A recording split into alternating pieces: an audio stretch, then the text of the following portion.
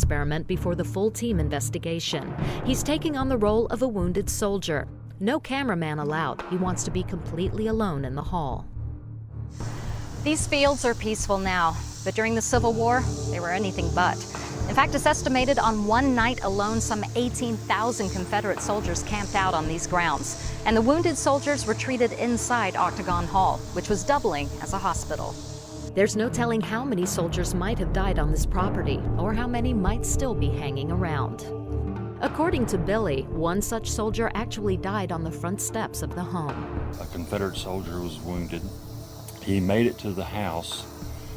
We don't know a lot of the detail, but apparently he didn't have the strength to knock on the door, or they didn't hear him knocking on the door. And when they got up the next morning, he was laying on the steps dead.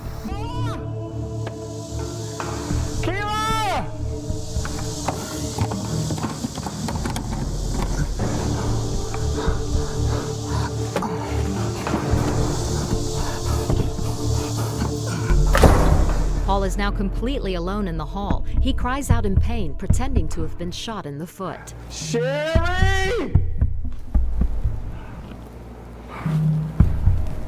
I need help.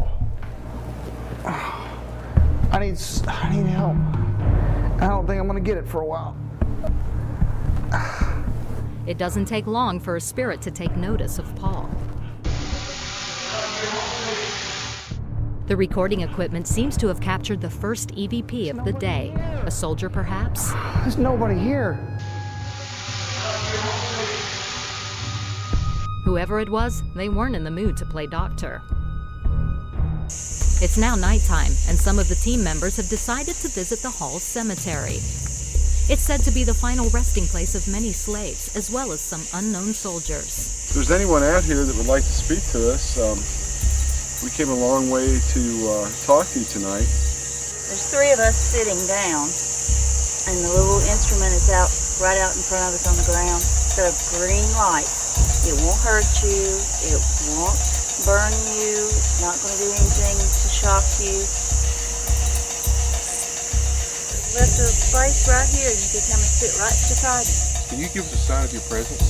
At least let us know you're out here. Something began to make its presence known all right. Unfortunately, it wasn't paranormal.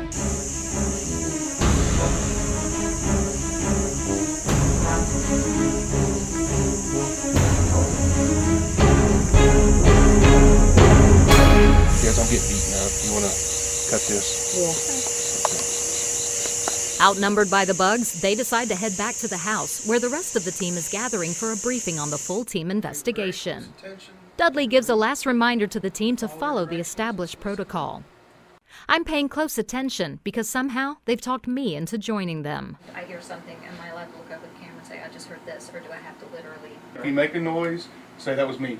If you bump something, say that was me. And say it clearly enough that when we hear it later, we know, okay, that's not paranormal. After getting our final instructions, it's time to head in. Okay, so we are now entering the house. Ready or not? Here we go. Next, my nerves are rattled as the full team investigation amps up, and Tabitha has an encounter she'll never forget. It was a huge, huge, tall figure that stepped completely out from Mary Elizabeth's room.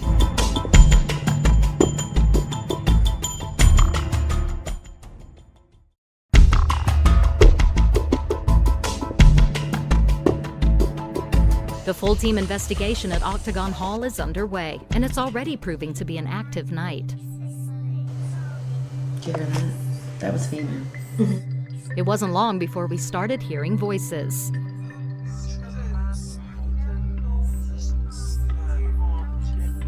Then something happened none of us could have predicted.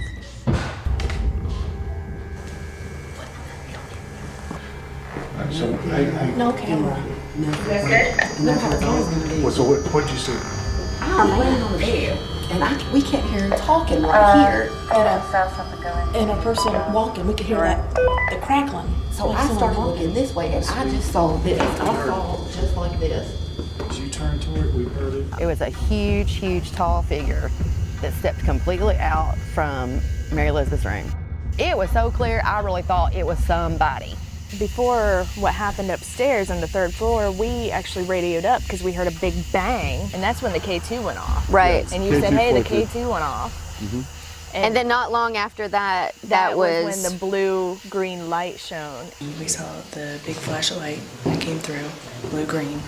Keela radioed Paul and Dudley, who were monitoring the grounds, to see if they could make sense of the blue light. And that's when we heard this.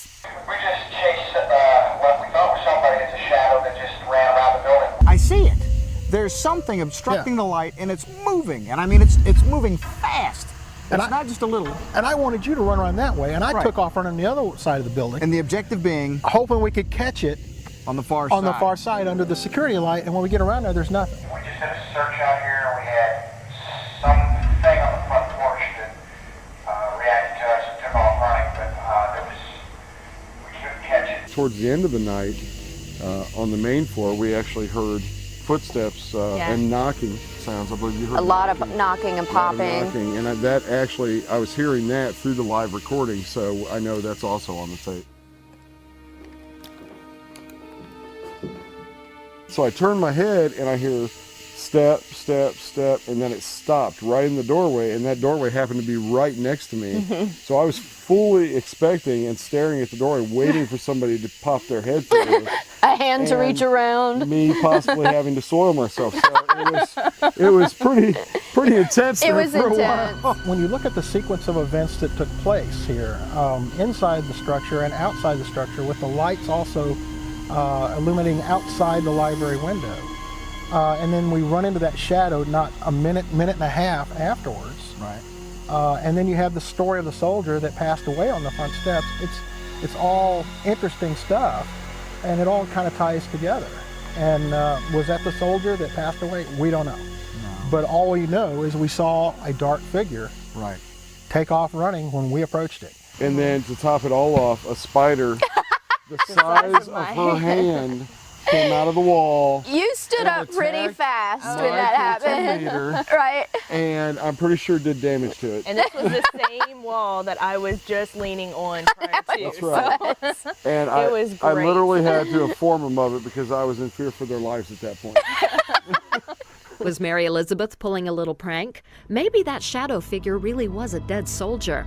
And perhaps most chilling of all, the spirits of Octagon Hall might have been watching us all day. I was standing looking through a camera, and I don't know if some movement in the second-story window caught my attention. I happened to look up, and I did see some movement. And then all of a sudden, the curtain just went back and forth like someone was looking out the window, and it was just amazing.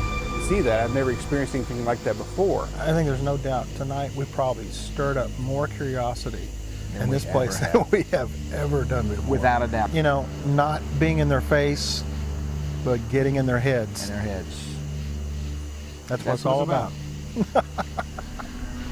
It's been a long and hot night, and the team is exhausted. It's time to call the investigation to a close. It's also time to call Billy. Billy, hey. Yeah, it's Katie. We've been here all night, as you can see. I'm about ready to go home and take a shower, but it was well worth it, and I appreciate you coming back. I'm sorry to call you so late last night. That's fine. We had an active night. Did you hear that? That was female.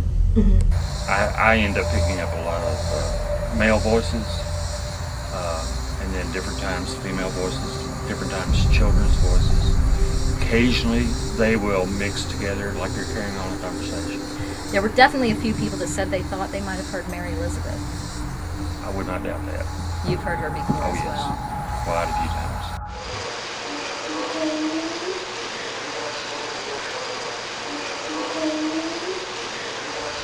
One other interesting thing that happened is everyone kept complaining that their batteries were being drained. We had a camera set up with a 3-hour battery at the same time in the house, and it only captured 15 minutes of video. Something had drained the battery. Is this a common activity here at Octagon Hall? Almost every day. Well, it gets even weirder. At one point, some of our team members were up on the 3rd floor, and they saw what they described as probably a 6-foot-tall, large male figure. It was a huge, huge, tall figure that stepped completely out from Mary Elizabeth's room. And that's when we heard over the walkie-talkies we are chasing a shadow figure out of the house. We just chased what we thought was somebody. It's a shadow that just ran around the building. There's a lot of historical data that we don't know. You know, there may have been soldiers that were trying to get into the house or escaping from the house, this kind of thing, so we're not sure. So you're not imagining things. It's all going on here at Octagon Hall. I'm not crazy. You're not crazy at all. From shadow figures to voices, it's pretty clear from this investigation that Billy Bird is not imagining things at Octagon Hall. It's also pretty clear that he's not alone. Boo. Boo, man. Boo. Boo. Boo. Boo. Boo.